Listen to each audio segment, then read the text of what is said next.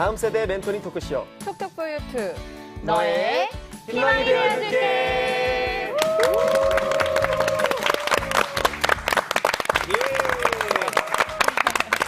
각 분야의 전문 멘토들이 다음 세대에게 멘토링을 해주는 아주 특별한 토크쇼 톡톡포유에 오신 여러분을 환영합니다. 오늘도 함께해 주실 전문 멘토님들 반갑습니다. 어서 오세요. 어서 오세요. 네. 오늘 함께 나눌 주제는 대한민국 청년 모두의 관심 주제일 거예요. 바로 취업인데요. 네. 그래서 이번 주제에 정말 딱 맞는 멘토링을 해주실 스페셜 멘토님을 한 분 더 모셨습니다. 네, 취업 컨설팅 전문가십니다. 가인지 캠퍼스의 김경민 대표님 나오셨습니다. 어서 오세요. 반갑습니다. 네, 반갑습니다. 네. 반갑습니다. 저희 제작진들이 굉장히 까다롭게 섭외를 해요. 오늘 이 자리에 모셨다는 건 취업 컨설팅에 관련해서는 국보급 실력의 소유자라는 것이 분명한 거거든요. 네. 네, 어떠십니까? 오늘 스페셜 멘토로 톡톡포유와 함께하신 그 소감을 좀 네, 부탁드립니다. 굉장히 한편으로는 부담이 됩니다만 현장에서 만났던 청년들과 또 이 방송을 보고 있는 청년들이 다르지 않을 것이다. 그래서 네. 오늘 케이스를 이야기해드리면 나름대로 얻어갈 소스가 있을 것이다. 그래서 네. 기대하고 보시면 얻는 것이 있을 겁니다. 네, 아멘입니다. 오늘 처음부터 굉장히 네. 코스 있고 네. 침착하십니다. 네, 네, 기대됩니다. 환영합니다. 네, 네. 마지막으로 이 프로그램의 주인공들이시죠. 취업 준비로 고민 중인 우리 다음 세대 청년들 이 자리에 함께해 주셨습니다. 어서 오세요. 어서 오세요. 반갑습니다. 수줍은 모습인데요. 네, 요즘 청년들을 삼포 세대라고 부른다는데요. 네. 참 안타까운 단어예요. 네. 2011년에 생긴 이 신조어의 뜻이 뭐냐? 세 가지를 포기한 세대라는 말이래요. 네, 그 3포 세대가 포기한 세 가지가 뭔지 아세요? 바로 이겁니다. 연애, 결혼, 출산. 왜 다음 세대가 이 세 가지를 포기할 수밖에 없을까요? 느낌 오시죠? 네, 저 느낌 왔어요. 아, 그 취업이 안 되니까 다 포기를 하게 되는 그런 것 같아요. 맞습니다. 네. 청년들의 고민 1순위가 바로 취업이라고 하는데요. 청년들한테 고민이 뭐냐고 물으면 응답자의 절반이 취업이라고 대답한대요. 맞아요? 네. 유유. 네. 네, 지금이야 뭐 다 각 분야의 전문가가 되셨지만 우리 멘토님들도 예전에는 그 취업에 대한 고민이 정말 많으셨을 것 같아요. 네. 차영아 목사님은 좀 다양한 직업을 거치셔서 목사님이 되셨잖아요. 네, 맞죠. 네. 네. 새로운 직업 가질 때마다 가장 힘든 건 무엇이었고 또 결정하시면서 어떤 문제들이 있으셨는지 어떻게 극복하셨는지. 저 같은 경우는 이제 유학을 갔다 오고 난 다음에 제가 이제 취업, 이게 네. 무언가를 내가 이제 결정을 할 때, 그래서 나 유학 갔다 왔는데, 네. 이제 그 사람에 대한 의식이 저에게서 굉장히 걸림돌이었던 것 같아요. 이게 제가 상담 공부를 했다라는 것은 환자를 치료하는 거잖아요. 그러면 내가 센터, 좀 죄송하지만 아주 조그만 복지관에서 사람을 치료하나, 또 메디컬 센터에서 사람을 치료하나, 동일한데도 불구하고 내가 유학 갔다 왔는데 어떻게 그럴 수 있죠. 조그만 작은 곳 복지관에서 어떻게 치료할 수 있나라는 아주 못된 생각을 했던 것이 제가 가장 많이 취업을 하면서 걸림돌을 했었고 또 그러면서 많이 깨지면서 하나님 앞에 많이 울었던 시간이 있었던 것 같아요. 못된 생각을 한 거죠. 그건 정말 하나님 기뻐하지 않는 그러니까 잡을 갖는 데 있어서 버려야 될 거 아니에요. 사람을 의식하는 거. 내가 목표한 것에 대해서 정말 그 가치를 누려야 되는데 나는 이제 이 정도 뭐 이런 쓸데없는 네, 그렇죠. 생각을 했던 것 같아요. 절절한 신앙이셨으니까 그때도 그런 어떤 그런 싸움을 하셨던 것 같아요. 내가 네. 사람 앞에 너무 고민하는 건 아닌가. 그렇죠. 그런. 네. 우리 김경민 대표님 예나 지금이나 취업은 청년들에게 가장 큰 숙제이고 고민일 텐데요. 하지만 그 고민의 깊이와 내용에 있어서는 차이가 별로 없을 것 같기도 하거든요. 어떻습니까? 예나 지금이나 똑같이 취업의 문제는요. 아주 작게는 먹고 사는 문제에서 높게 보면 자아를 실현하는 문제까지 이게 복합적이 돼 있습니다. 네. 근데 크게 보면 월드컵 시대 이전까지 그때는 일자리가 늘어나던 세대였어요. 근데 월드컵 이후에는 최초로 일자리가 줄어드는 세대로 바뀌었습니다. 그러니까 그 전에는 대학교 다닐 때요. 1, 2학년 때 공부하면 야단 맞았습니다. 이게 뭐 정신 못 차리고 공부한다고 그랬어요. 그리고 3, 4학년 때 조금 공부하고 웬만한 준비를 하면 웬만한 일자리를 다 들어다는 세대. 아마 이 방송을 부모님 세대가 보고 계실 텐데 복 받으신 세대입니다. 근데 지금 세대는 그렇게 웬만하면 들어갈 수 있는 세대가 끝났습니다. 맞아요. 일자리가 줄어들고 과거에는 웬만한 사람, 그러니까 표준화된 사람이 되어 있으면 이렇게 골라가던 시대였는데 지금은 차별화된 사람이 되어 있어야 골라가는 세대로 바뀌었습니다. 와. 지금의 고민은 어떻게 하면 내가 달라질 수 있을까의 고민인 거죠. 그러니까 와. 개별화돼 있고 각각 차이가 다릅니다, 이게. 와. 같이 공부한다고 해서 되는 게 아닌 거죠. 아이고. 그게 아마 과거랑 지금의 가장 큰 차이, 어렵다. 큰 핵심이고 부모님과 자녀 간에 이게 생각의 차이도 거기서 발생하는 문제가 아주 크다고 보고 있습니다. 아유, 맞습니다. 취업 때문에 자녀분들이랑 어른분들이랑 부모님들이랑 갈등도 또 생길 수도 있고 굉장히 네, 어렵네요. 네. 청년들의 고민 1위 취업. 다음 세대들에게 취업이 왜 가장 어려운 고민이 돼버린 걸까요? 그 이야기를 청년들에게 직접 들어봤습니다. 청년들의 이야기 화면으로 함께 만나보시죠.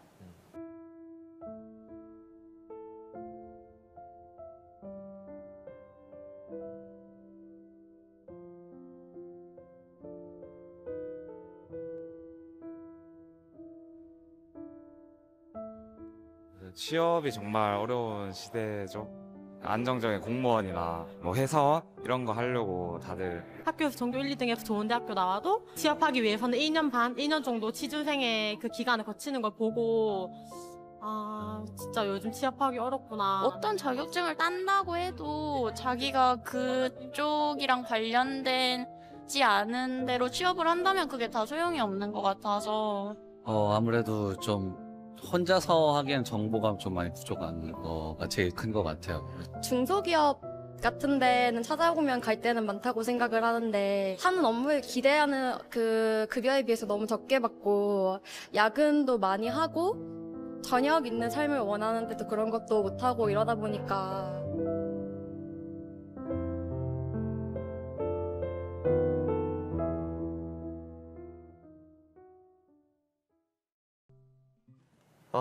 네. 혼자서 준비를 하려면 정말 힘든 게 이제 취업이 되었습니다. 맞아요. 그래서 이번에도 우리 청년들의 취업 준비에 작지만 도움을 우리가 주기 위해서 이렇게 톡톡포유가 나선 거 아니겠습니까? 맞습니다. 영상을 보면서 공감되는 이야기들이 정말 많으셨을 것 같아요. 이 스튜디오에 나와 오신 청년분들 이야기도 좀 들어봤으면 좋겠는데 공감되는 거 나눠주실 분 어떤 분 먼저 나눠주시겠어요?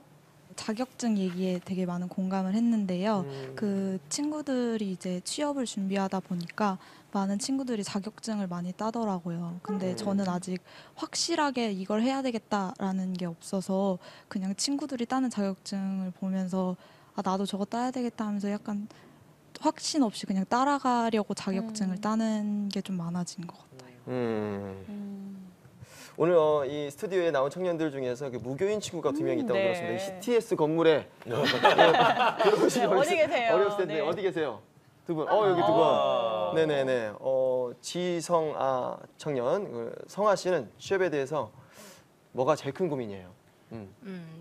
저는 좀 다른 친구들과 다르게 2년 정도 휴학을 했다가 작년에 복학을 해서 현재 3학년이거든요. 그래서 좀 다른 친구들에 비해 취업이 너무 늦게 되는 건 아닌가, 너무 늦은 건 아닌가란 고민이 있습니다. 저도 그 VCR 봤던 것처럼 되게 공감을 많이 했던 게 그 하나님 안에서 꾸고 있던 꿈들이 되게 많았어요. 뭐 말도 안 되는 꿈들이라도 많이 꿨었는데 이제 저도 졸업을 앞두고 있는 대학생이라서 그 방학 동안 그 회사 실습을 2개월 정도 했거든요. 인턴 같은 거를 했는데 그걸 하면서 현실이라는 게 뭔지 알겠는 거예요. 제가 그 한국 사회에서 하나님의 비전과 사명을 쫓아간다는 게 되게 공상 같고 말이 안 되는 것 같고 친구들은 다 돈을 벌기 위해서 직장을 선택하고 내가 좋아하든 잘하든 상관없이 이렇게 어떻게 이제 일단은 돈을 벌어야 되니까 회사를 가잖아요. 근데 제가 그 속에서 나는 하나님의 비전을 찾아야 돼. 아직 시간이 필요해. 라고 하는 게 되게 공상 같고 철없이 느껴지는 거예요. 특히 부모님께는. 그래서 되게 고민이 많았었어요. 영상 속 청년들과 이 스튜디오에 나온 청년들의 이야기를 쭉 들으셨는데요. 우리 멘토님들은 이야기를 들으시면서 어떤 이야기를 제일 먼저 들려주고 싶으신지 우리 차영아 목사님부터 말씀 나눠주시면 감사하겠습니다. 저의 얘기를 좀 잠깐 해보면 어떤 면에서 저는 이제 목회자가 됐어요. 그러니까 목회자라는 것을 한번 잡으로 본다면 직업군으로 본다면 나름대로 저는 이제는 이제 제 목표에 이제 달성이 된 겁니다. 이제. 그래서 이제 목회자라는 이 어떤 내 잡을 찾았어요. 내 비전을 찾았고 내 종착역에 왔어요. 근데 이 종착역에 오기까지 수많은 과정들이 있었어요. 그런데 지금 목회자가 되고 난 후에 하나님 앞에 이런 좀 고백을 한 적이 있어요. 하나님, 왜 목회자가 되려면 왜 하나님 이렇게 신학적 관점에서 보면요, 쓸데없는 공부를 너무 많이 한 것 같았어요. 저는 교육학 공부를 했고요. 기독교 교육이 아니라 그냥 교육학, 또한 교육 심리학, 그리고 세상 공부를 많이 했어요. 근데 목회자가 되기 위해서는 신학을 공부해야 되고, 뭐 신약, 구약, 조직학, 이런 공부를 하는 게 훨씬 유익하다고 하는데, 전 세상 공부를 많이 하고 세상에서 이런 여러 가지 직업을 갖고 오다 보니까 너무 아쉽다. 좀 성경을 더 많이 연구해서 결국은 목회자가 될 건데 내가 왜 이랬지? 그런데 이제 목회를 한 해, 두 해 하다 보니 이렇게 내가 과거에 교육학을 공부했던 것이, 심리학을 공부했던 것이, 또 내가 세상에 일을 했던 모든 것들이 하나하나 다 조각조각 필요한 게 되더라고요. 그렇기 때문에 어떤 면에서 내가 지금 너무 좀 쓸데없는 거 하는 거 아닌가? 그리고 우리가 스펙을 쌓는 것도 어떤 사람은 그래요. 그 스펙 쌓다 인생 다 끝난다. 쌓지 말자 하는 사람들이 그 말도 맞아요. 하지만 이게 여러분들은 스펙을 쌓을 때 시간 낭비인 거 아닌가? 그런 주님 안에서 최선을 다하는 모든 삶들은 나중에 다 그것은 너무 유익이 돼요. 지금은 필요가 많이 없는 것 같지만 절대 그렇지 않아요. 그러나 중요한 건 최선을 다하는 거예요. 성실한 거예요. 그리고 그 안에서 재미를 느끼고 제일 중요한 거, 관계를 맺으셔야 돼요. 내가 단순하게 아르바이트를 하더라도, 바코드 찍는 아르바이트를 하더라도 거기에 계신 사장님과 거기에 계신 것 관계를 맺게 되면 참 많은 걸 배우고 나와요. 어른들과 같이 지내면 많은 걸 배우고 나면요, 언젠가는 그건 반드시 쓰여요. 그래서 일을 하러 간 건 사실입니다. 하지만 일을 하러 가지 마시고 관계를 맺으러 가셨으면 좋겠어요. 짧은 기간이지만 한 달을 아르바이트를 해도 뭐 1년을 하도 그 모든 시간에 주위에 있는 사람들과 관계를 맺고 많이 그 분의 이야기를 듣고 거기서 중요한 사람 만나요. 거기서 또 다른 길이 열려요. 그래서 지금은 내가 이걸 해야겠다. 아직은 잘 모를 것 같아요. 여러분들의 얼굴을 보니까 다 20살 같거든요. 네. 20살은 아무것도 모르는 거예요. 무한하게 펼쳐져 있어요. 무조건 만나고 수용하고 배우고 차곡차곡 쌓아가다 보면 어느 순간에 여러분의 길을 여러분 스스로가 느낄 수가 있어요. 이걸 내가 좋아하는구나. 이걸 좋아하는구나. 그리고 거기에 이제 좀 더 집중해서 가면 될 것 같아요. 이 정도 하면. 네. 정말 관계가 중요하죠. 네. 20대 때는 정말 많은 걸 도전하시고 관계 맺고 배우고 하면 된다는 말씀이셨어요. 네. 그렇죠? 네. 한동현 대표님은 어떤 청년의 이야기가 가장 마음에 들어오셨나요? 네. 저도 경험으로 보면 제가 이제 경영학과거든요. 경영학과여가지고 이제 그 경영학과면 그 친구들이 한 반 정도가 거의 비슷한 공부와 비슷한 준비를 해요. 거의 시작할 2, 3학년 때 무슨 공부하는지 아세요? 뭐요? 회계사 공부를 합니다. 회계사 공부를 해요. 회계사가 저도 이제 부모님 얼마나 회계사라고 엄청 많이 얘기하셨거든요. 되게 안정적이고 좋고 막 이렇게 한. 근데 저는 공부를 해보니까 너무 재미가 없는 거예요. 약간 소름 돋을 정도로 너무 재미가 없는 거예요. 그 마음이 너무 이렇게 안 움직이는 거예요. 책도 막 사고 하고 나는데 너무 아니다 이런 생각을 하고 있었고, 근데 저는 이렇게 사람 만나서 좋은 영감을 받고 지적 자극 받고 이런 게 너무 좋은 거예요. 그래서 막 누가 강연 오면 명함 받아서 스토커처럼 연락해서 또 만나고 이야기 듣고 이런 게 너무 좋은 거예요. 근데 너무 신기한 게 제가 그걸 지금 직업으로 하고 있는 거예요. 약간 정말 제 마음에 했던 건데, 근데 또 다른 쪽 반대쪽 이야기로는 비하하는 게 절대 아니라 10년 후에 없어질 직업 순위가 나왔는데 1위가 회계사. 와, 그럴 수 있죠. 1위가 회계사, 세무사인 건 맞아요. 거예요. 근데 그게 다 전산으로 되니까. 근데 사실은 그때 10년, 20년 전에 공부하던 친구들은 그 생각을 전혀 못했고 굉장히 안정적으로 했는데 그게 전혀 아니었던 거죠. 예측이 다 틀렸던 건 거예요. 저도 역시.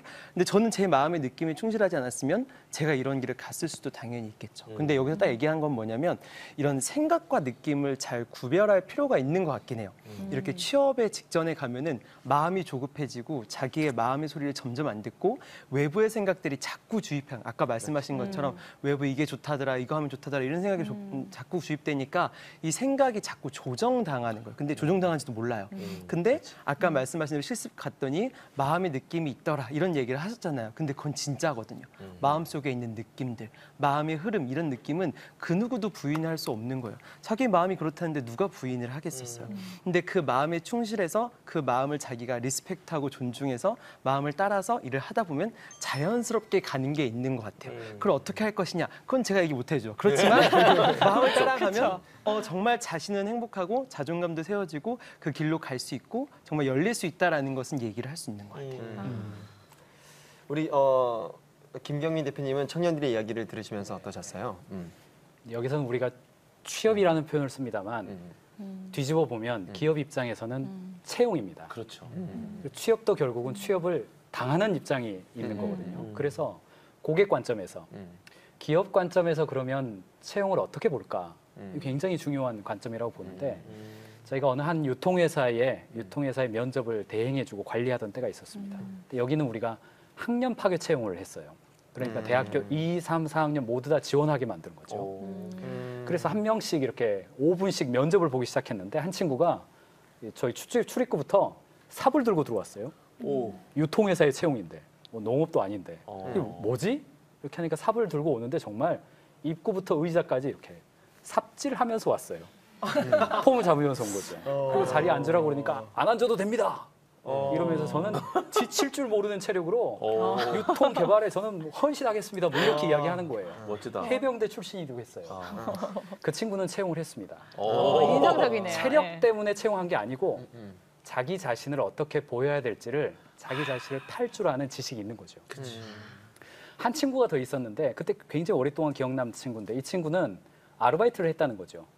백화점 매대에서 양말을 파는 아르바이트를 했어요. 근데 아까 목사님 이야기하신 것처럼 똑같이 하는 것이 아니라 관계를 쌓은 친구였습니다. 근데 양말을 팔 때 오른쪽에다 놓고 팔아보고 고객 동선 왼쪽에다 놓고 팔아보고 양말에 폴리백 비닐을 벗겨서 팔아보고 입혀서 팔아보고 멘트를 양말이 5개에 10,000원 외쳐보기도 하고 그냥 가까이 놔보기도 하고 너무 좋다. 이런 걸 한 거예요. 근데 기업의 관리자들은요 항상 이 고민을 하고 있거든요. 항상 이 고민을 하고 실무자들이 이 고민을 안 해서 스트레스 받고 있는 사람들이 면접관으로 와 있어요. 그러니까 채용을 지원한 사람들이 자기가 현장에서 어떻게 개선할 수 있는지 경험을 이야기하는 것 이것이 스펙을 준비하는 것보다 훨씬 효과적인 그래서 제가 조언을 할 때 취업을 잘하는 비결이 있다. 그게 첫 번째가 어느 기업이든지 간에 그 기업의 말단에는 반드시 아르바이트를 쓰고 있습니다. 그 아르바이트를 한 달이라도 해보고 그 말단에 있는 그 말단 사원이 있어요. 물어보면 됩니다. 물어보면 노하우를 알려줘요. 언제 채용이 있다. 우리 회사 채용할 때는 뭘 중요하게 생각한다. 다 알려줍니다. 물론 관계를 잘 쌓아야겠죠. 미워 보이면 얘기 안 해주겠죠. 그래서 제가 이야기하고 싶은 취업을 생각할 때 가장 중요한 것은 채용하는 사람 입장에서 뭘 중요하게 볼까. 그리고 거기에 맞게 내가 준비하는 것이 굉장히 중요하고요. 그다음에 하나 더 조금 더 생각해 볼 것이 있는데 뭐냐면 과거에는 취업을 이야기를 할 때 일회적으로 생각했습니다. 대학을 졸업하고 내가 한번 취업하면 그 이후에 내 삶은 조직 안에서 커가겠지라고 생각했는데 2005년도 통계입니다. 오래된 통계인데 우리나라 생사직 제외하고요. 생산직 제외하고 사무관리직 일반적으로 우리가 직장을 취업을 기대하는 그 직종에 있어서 평생 동안 평균 이직의 횟수가 몇 번일 것 같으세요? 엄청 많을 것 같아요. 네. 평균적으로 당시에는 7번이었습니다. 와. 그러니까 평균 직장 경력이 30년 잡았을 때 5년에 한 번씩은 이직을 하는 겁니다. 오늘 멘토님들께서도 그 정도 이상은 다 하신 거거든요. 지금은 그것이 지금의 통계는 없습니다만 7번, 8번뿐 아니라 10번 이상 넘어갔을 것으로 추정합니다. 그렇기 때문에 대학을 졸업한 때 내가 취업한다고 볼 때 일회적 사건으로 생각하면 안 되고 최소한 내가 평생 취업을 7번 정도 한다라고 생각하고 준비해야 그게 내 스펙과 맞고 일관성도 생기고 성공할 수도 있고 이 부분이 굉장히 중요한 포인트로 여겨야 될 것이고 이 방송을 듣고 계시는 부모님들 세대에 있어서도 자녀가 한번 좋은 데 취업하면 평생 가겠다? 이건 이제 20년 전, 30년 전 이야기이고 지금은 계속 자기 취업을 관리하는 시대로 바뀌어 있습니다. 거기에 포커스를 맞추고 자녀와 대화를 해야 이게 좀 맞아가는 대화가 될 수 있다. 이 부분을 좀 기억하셨으면 좋겠다 이렇게 봅니다. 장강호 목사님은 어느 청년의 이야기가 확 마음에 와닿으셨나요? 다 와닿고요. 네. VCR도 너무 와닿더라고요. 아, 네, VCR에 VCR. 관련된 내용들 중에 뭐 정규 1, 2등 했는데 나와 보니까 역시나 취준생이었다. 뭐 이런 것들이나 확실히 세상 안에 그 학교에서 보호될 땐 몰랐는데 세상 밖에 나와 보니 아 정말 체감이 되더라. 뭐 이런 얘기들이 굉장히 와닿았는데 저도 어릴 때 워낙 음악하는 게 꿈이었고 그러다 보니까 저는 이제 학교를 고등학교 때 중퇴를 하고 이제 음악을 시작을 했으니까 근데 저는 기획사 들어가면요 다 해주는 줄 알았거든요. 전혀 안 해주고요. 오히려 기본적인 것만 해주고 자기가 개발할 수 있도록 그냥 열어놓고 보더라고요. 그래서 그 안에서도 자기가 자기 개발을 하지 않으면 성장할 수가 없다는 걸 어릴 때 되게 좋은 공부를 했던 것 같아요. 그러면서 아까 그 불안함의 여러 가지 공부들을 하면서도 또 자격증도 한 9개 정도 따놨어요. 불안하니까. 예, 불안하니까 뭐 운전면허 다 따놓고 뭐 하다못해 버스 면허까지 다 운전으로 할 수 있는 거 다 따놓고 장례지도사부터 시작해서 뭐 연애 매니저까지 정말요? 다 따놨어요. 그런데도 불안함은 해결이 안 됐는데 중요한 것은 그때 그렇게 했던 경험들이 나중에 언제 빛을 발했냐. 하고 싶은 얘기가 너무 많지만 결혼할 때 빛을 발했습니다. 제가 굉장히 미녀와 결혼했거든요. 기독교 신문에 미녀와 야수 결혼하다 이런 신문에 그 기사가 뜰 만큼 굉장히 미녀 사역자가 결혼했는데 저희 장모님한테 면접을 할 때 제 장모님이 대학원까지 나온 친구들도 거들떠도 안 봤어요. 저희 와이프가 인기가 많아가지고. 근데 저는 아시다시피 고등학교를 중퇴했잖아요. 그래서 어떻게 전략을 짤까 고민을 하다가 그 교회를 제가 사역을 그냥 갔습니다.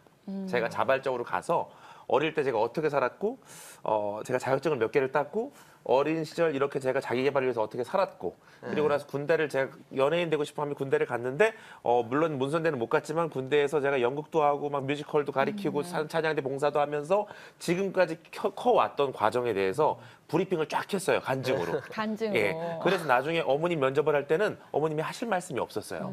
왜냐면 제 배경을 다 아니까. 너 그래 고등학교는 그래 내가 들었지. 너 방황 그때 방황도 들었지. 근데 뭐 먹고 살 거야라는 얘기를 제가 이미 다 간증을 해놓으니까 검증이 되신 거예요 마음에서. 사실 세상에 나오는 게 두려운 것보다 세상 속에서 내가 이제 나온 세상 가운데 내가 어떻게 이 시간들이 지금은 두렵지만 지나가 보면 이 과정 안에 내가 열심히 땀 흘렸다면 그냥 주저앉아서 방황하거나 주저앉아서 고민하는 시간보다 우리가 계속 땀 흘리는 시간들을 발휘하다 보면 나중에 이게 누군가에게는 아까 말씀하신 것처럼 경력에 대해 돌아오더라고요. 삽질만 했는데도 그 열정이 그래 너 보니까 그냥 가만히 있을 존재는 아닌 것 같아. 제가 자격증 10개를 내놓으니까 저희 어머니께서 자기 딸 굶어 죽이진 않을 것 같다고. 분명히 음악에 관련된 것도 아니고 지금 제 사역에 관련된 것도 아니었음에도 허투루 사는 사람이 아니구나. 열심히 사는 친구구나. 우리 딸만큼은 잘 먹일 수 있겠다라는 마음이 확신으로 들어오신 거예요. 세상에 두렵겠지만 지금 우리가 땀 흘리는 게 절대 헛되지 않을 거라고 말씀드리고 싶어요. 네. 아니 확실히 얘기가 정리가 되는 게 이 목사님들께서는 이 모든 과정이 하나님이 만들어 가시는 그 과정이고 맞습니다. 그 모든 게 스펙이고 아멘, 그래서 아멘. 받아들이고 순종하고 열심히 최선을 다해라. 하나님의 스토리에 관한 어떤 이야기였고 우리 한동훈 대표님은 나 자신의 소리에 듣는 거. 그리고 우리 김경희 대표님은 진짜로 취업하는 방법, 실질적인 이 장르가 딱 명확히 나눠져요. 정말 너무 명확합니다. 네, 아니, 오늘 너무 딱 명확히 지금 포지션이 아주 좋습니다. 네, 네.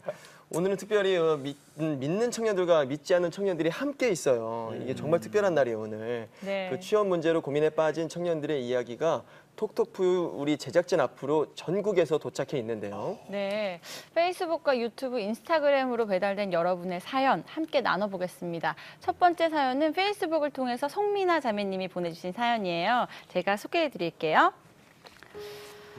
안녕하세요. 저는 졸업을 앞둔 대학교 4학년 송민아라고 합니다. 지금까지는 학교라는 울타리 안에 있었는데 이제 곧 세상으로 나가려고 하니 막막하기도 하고 아무런 생각이 없는 상태입니다. 그런데 옆에서 제 친구들은 스펙을 쌓느라 난립니다. 토익 학원, 컴퓨터 자격증, 한자 자격증에 한국어 시험 등등 밤늦게까지 스터디를 합니다. 옆에서 저도 괜히 마음이 조급해져서 친구들 따라 스펙을 쌓고 있어요. 사실 저는 점수에 맞춰서 학교를 왔고 점수에 맞춰서 학과를 지원했고 앞으로 제가 무엇을 하고 싶은지 무엇을 해야 할지도 모르는 상태입니다.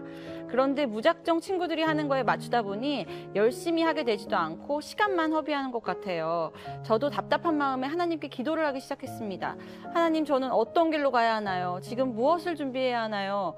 그러다 일본어에 대한 마음을 갑자기 주시는 것 같기도 하고 이모가 알고 있는 지인의 회사에 자리가 났다고 하는데 그곳이 하나님이 인도해 주신 곳인가 싶기도 하고 친구들의 스펙 쌓기에 흔들리지 않으려면 어떻게 해야 할까요? 하나님의 일을 하는데 정말 스펙 쌓기가 꼭 필요한가요?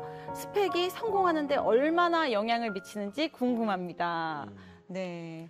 고민 종합 세트 같은 느낌이죠? 네, 취업 고민 종합 세트. 요즘에 정말 이렇게 치열하군요, 스펙 쌓기에. 우리 때보다는 훨씬 치열한 것 같아요. 네. 저희 때도 물론 그렇긴 했지만 이 정도는 아니었거든요. 어느 정말. 시대이신가요? 저도 좀 먹었습니다. 한 20년 전에. 맞아요. 이 정도는 아니었는데 참 그 뭘 해야 할지도 모르면서 하고 싶은 게 뭔지도 모르면서 그 남들이 하니까 스펙 쌓기에 따라가면서 힘들어하고 있는데 이 부분은 정말 명확하죠. 우리 한동원 대표님. 네, 이 성공하는데 스펙이 얼마나 영향을 미칠까, 실제로 얼마나 영향을 미치는지 저는 궁금하고요. 무분별한 이 스펙 쌓기 어떻게 생각하시는지 한번. 네.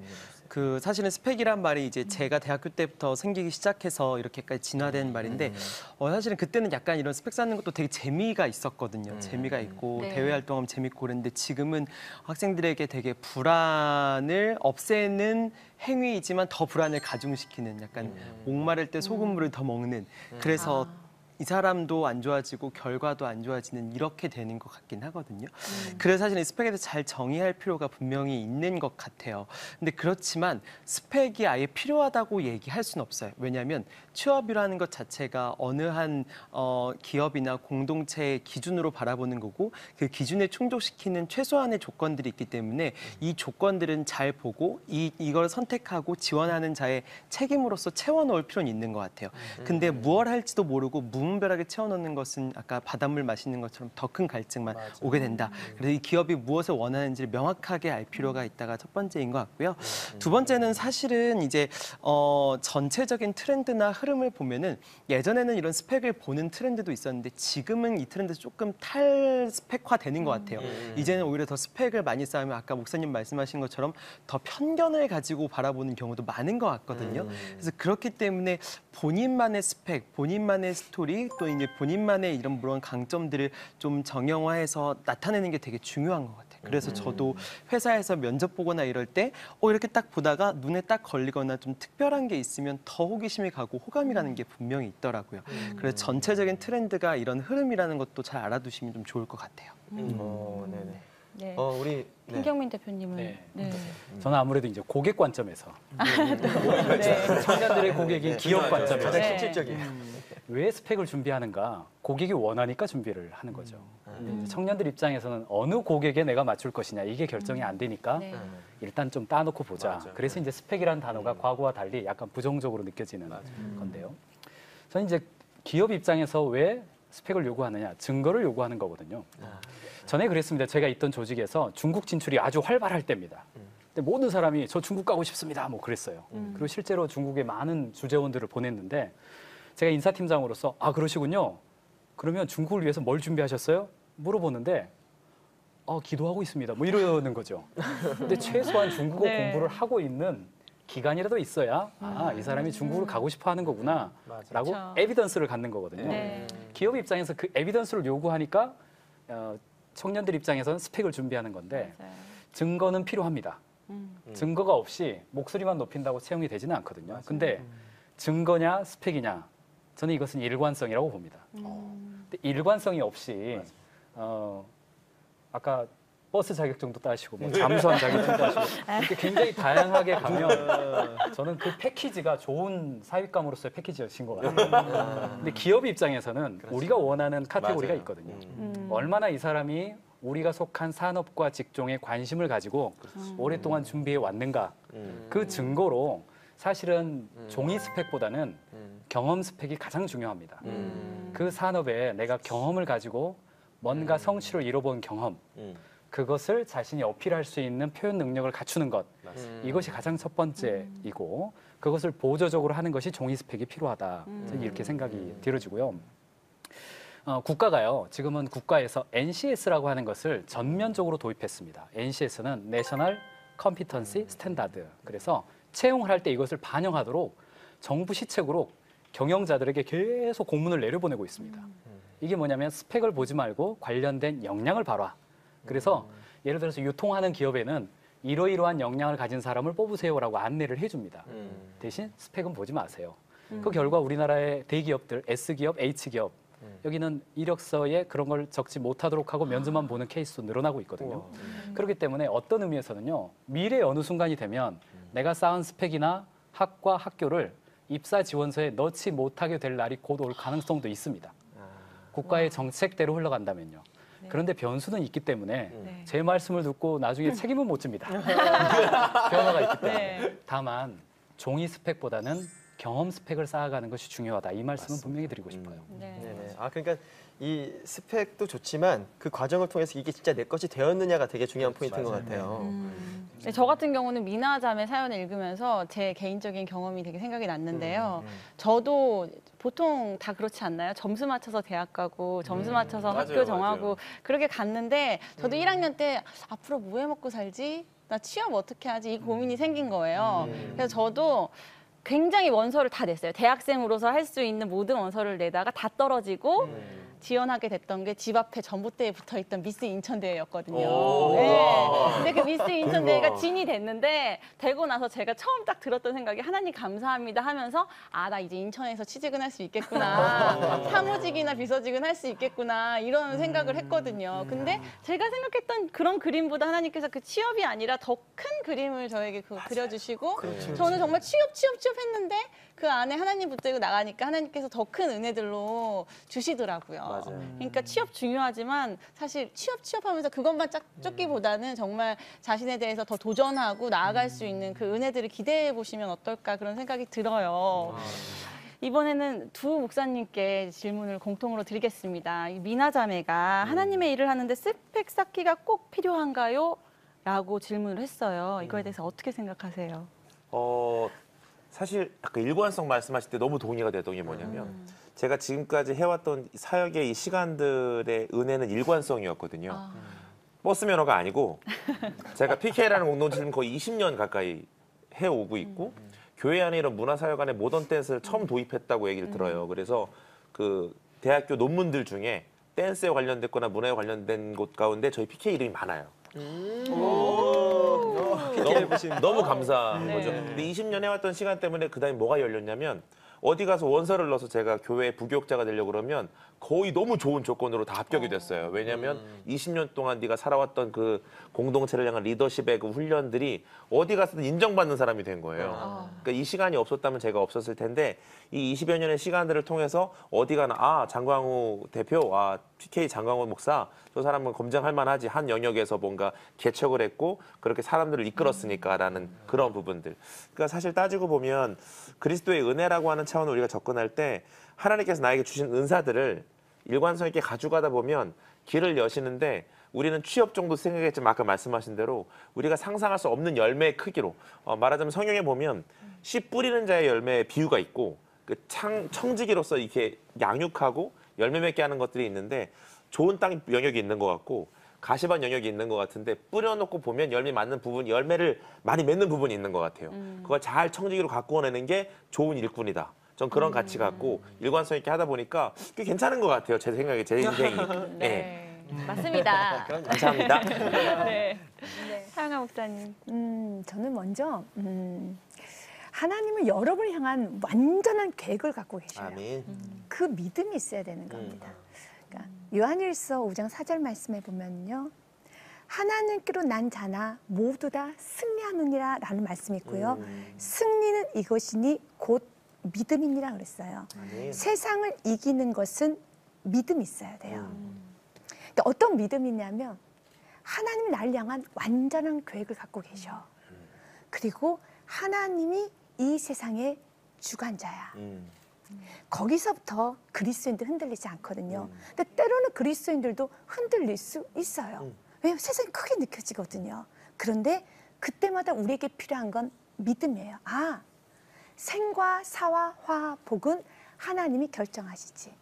그리고 하나님이 내 인생의 알파 시작점이 되어주시고 오메가 끝점이 되어주시지. 지금은 내가 잘 모르지만 주님께서 내 삶을 가장 좋은 길로 인도하실 것이야. 라는 그 굳건한 믿음으로 우리가 다시 한번 좀 살아가는 은혜가 있어야 돼요. 왜냐? 우리 하나님께서는 우리 당신의 자녀들에게 좋은 걸 주셔야 되잖아요. 그런데 이렇게 어려움을 주고요. 고민도 주고 우리 로버트처럼 너 오른쪽으로 가. 아니 너 왼쪽으로 가. 아니 너 빨간 옷 입어. 파란 옷 입어. 이렇게 우리 결정하게 주지 않고요. 우리에게 고민을 하게끔 해요. 그러니까 우리 그게 너무 싫은 거예요. 하나님 너무 답답해요. 하나님 그냥 결정해 주세요. 결정해 주세요. 그럼 저 그냥 따라갈게요. 저 왼쪽 갈까요? 오른쪽 갈까요? 근데 우리 주님 절대로 너 왼쪽 오른쪽 아니에요. 우리에게 자유지를 줬어요. 그러면서 결정하고 고민하는 그런 과정을 통해서 우리 날마다 주님을 바라보며 우리 안에 어떤 마음 생기면 주님 도와주세요. 하나님께서 나를 이렇게 해서 이렇게 좋은 길로 가게 하여 주셨습니다.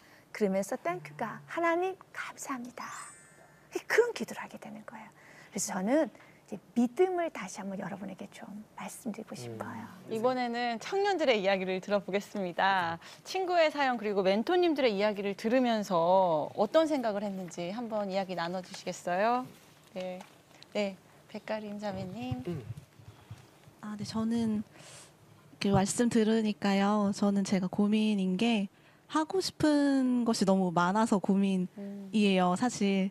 그래서 하고 싶은 게 많은 게 어떤 친구들은 좋지 않냐 이렇게 말을 하지만 사실 이제 그때그때마다 특히 이제 한국 사회에서는 이 정도 나이 되면 이때는 취업을 준비해야지, 이때 되면 이걸 해야지 하면서 이렇게 약간 기준들이 있는 것 같은데 하고 싶은 거를 이때는 이거를 준비를 했다가 한 6개월 정도 걸려서 이것에 대해서 이제 일을 하고 지금 이게 안 맞는 것 같네 하다가 또 이제 그만하고 다른 걸 또 한번 찾아보고 이것에 대해서 또 준비를 하다 보니까 어느새 이제 20대 후반이 됐더라고요. 근데 저는 아직까지도 이것도 해보고 싶고 저것도 해보고 싶고 그런데 이제 또 부모님 입장에서는 도대체 언제 철이 들으려고 하냐 이렇게 말씀을 하시고 저도 이제 사실 눈치가 보이는 때가 됐고 그래서 직업을 어떻게 선정을 해야 하고 지금의 또 상황에서 어떻게 해야 될지 이런 게 좀 고민이 되더라고요. 이 질문에 대한 대답을 김경민 대표님께서 해주시면 어떨까요? 일단 굉장히 공감이 네. 되고 제가 보는 관점 중에 하나는 자녀의 직업을 선택을 할 때 부모님들이 과거에 가지신 어떤 패러다임으로 너무나 많이 조언하려고 하실 경우에 결과적으로는 자녀가 자신이 원하는 어떤 방향성으로 가기보다는 부모에게 투영된 그런 모습으로 가다가 결국은 30대, 40대가 되어서 전혀 새로운 길을 가는 모습을 보거든요. 물론 그것도 합력하에 선을 이루시는 것이 맞습니다만 결과적으로는 그 기간 동안에 굉장히 힘든 경험을 보내는 거죠. 저도 이제 컨설팅 회사를 운영하고 있기 때문에 컨설턴트를 많이 채용합니다. 그럼 일반적으로 1년 정도 지나서 퇴사하는 비율이 한 20에서 30% 정도 돼요. 근데 이제 그 케이스 중에 하나가 굉장히 박수 치면서 떠나보내는 케이스가 있고 굉장히 안타까운 케이스가 있는데 박수 치면서 떠나보내는 케이스는요. 1년 동안 자신이 현장에서 뛰면서 내가 정말 이걸 잘하는구나 발견을 해서 이렇게 창업하는 친구들도 있습니다. 그런 경우는 정말 마음이 아프지만 1년차 직원이 떠난다. 이건 굉장히 마음이 아픈 거거든요. 아프지만 창업하도록 도와주고 개업식 할 때 박수도 쳐주고 그 회사도 이렇게 컨설팅도 도와주기도 하고 그래요. 근데 며칠 전에도 이제 퇴사 미팅을 제가 하고 왔습니다. 한 2년 정도 된 친구인데 쉬고 싶다는 거죠. 그리고 그러면 어떻게 방향을 잡았습니까? 이렇게 물어보면 일단은 쉬고 싶어요. 그리고 버킷리스트를 한 100개를 적었대요. 그래서 그래 그럼 뭐야 물어봤더니 뭐 어디 시골 갔다 오기 뭐 이런 정도의 내용이에요. 물론 필요하고 얼마나 피곤하면 그렇겠습니까만은 처음에 직업을 선택을 할 때 내 시선과 내 관점으로 기도하면서 보지를 않고 주변의 시선이 투영되어서 약간 밀리듯이 직장을 선택하면 상당 부분 초기에 좀 어려움이 겪게 되고요.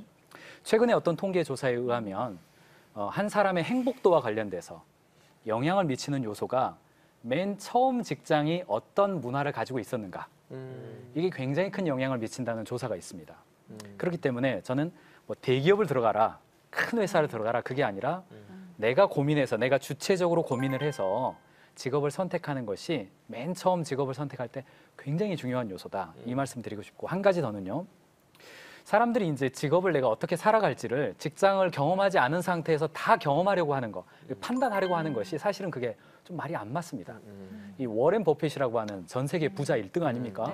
이 사람에게 기자가 물었어요. 당신은 어떻게 그렇게 지혜로운 판단을 할 수 있었습니까? 물었을 때 한 유명한 이야기가 있었습니다. 바른 결정을 통해서 했습니다. 그 바른 결정은 어떻게 해서 갖게 됐습니까? 실패한 결정을 통해서 갖게 됐습니다. 워렌 버핏 같은 존경받는 사람도 자기의 실행과 실패의 과정을 통해서 발음을 찾아가는 것이잖아요. 마찬가지로 직업을 선택할 때도 맨 처음에는 내가 이 직장에 30년 있겠다 이렇게 하면 결정이 어렵습니다. 내가 한 1년 정도는 사회를 경험하겠다. 이 직장 세계, 일터세계를 경험하겠다라는 마인드로 시작을 하면서 조금 내 확장성을 가져가 보면서 일하는 것이 좋고요. 그 다음에 한 3년 정도는 내가 내 일의 전문성을 배우겠다. 그리고 그 다음이 리더십, 관리 능력, 경영 능력 뭐 이렇게 넘어가게 돼요. 근데 이거를 한꺼번에 다 하려고 하면 그걸 모두 다 충족시켜주는 기업은 거의 없습니다. 그래서 맨 처음에 직업을 선택할 때에는 내가 사회생활 한번 경험해 본다. 그렇기 때문에 정규직인 것보다는 비정규직이 많을 거고요.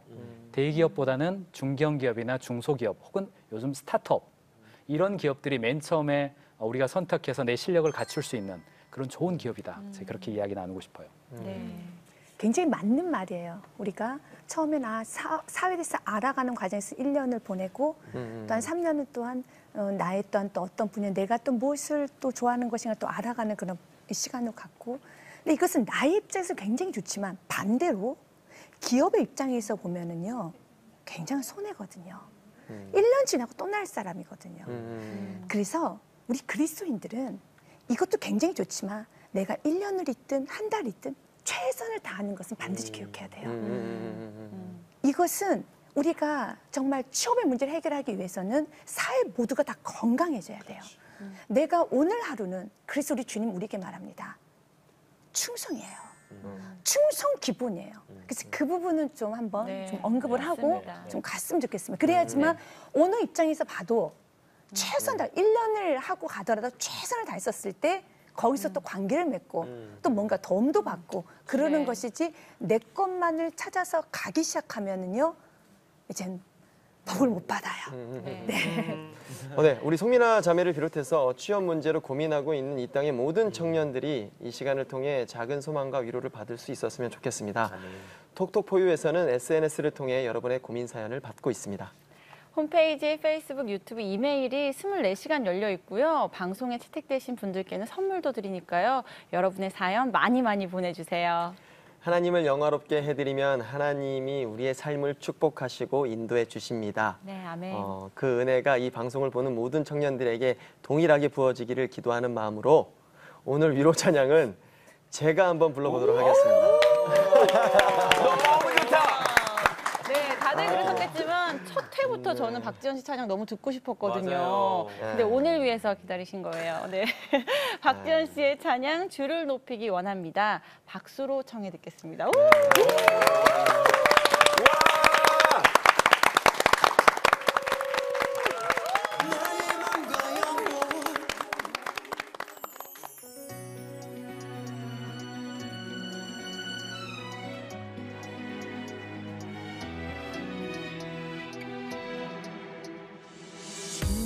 높이기 원합니다. 온 마음 다해 경배하리. 내 안에 모든 것 찬양하네. 오직 주님만 높이리. 나의 마음과 영혼 다 주께 드려 주 위에 살리라. 나의 모든 호흡 삶의 모든 순간에 주 뜻 이루소서. 나의 모든 호흡 삶의 모든 순간에 주 뜻 이루소서.